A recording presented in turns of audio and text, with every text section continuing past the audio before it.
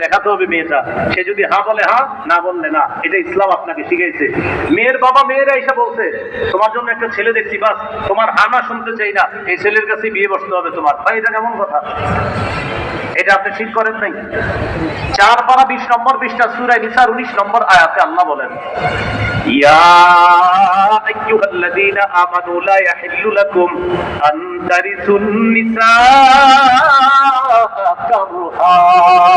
হে ঈমানদারগণ, তোমাদের জন্য জোরপূর্বক কোন নারীর উত্তরাধিকার হওয়া তোমাদের জন্য বৈধ না।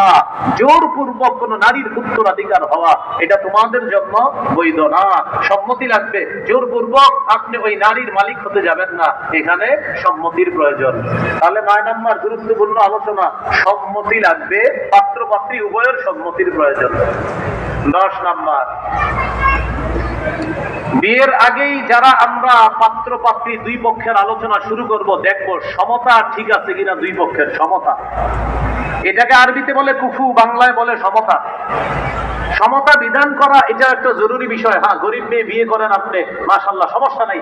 আপনি গরিব মেয়েও যদি বিয়ে করেন এটা আপনার বিষয়, কিন্তু দেখেন এমন যেন না হয় একটা গরিব মেয়ে বিয়ে করে আপনার ঘরে আনছেন আর আপনার ঘরের ভাই বোনেরা সারা জীবন খালি খোটা দেয়, ফকিন্নির ঘরে ফকিন্নি এগুলা বইলা খোটা দেয়। এইটা যেন না হয়।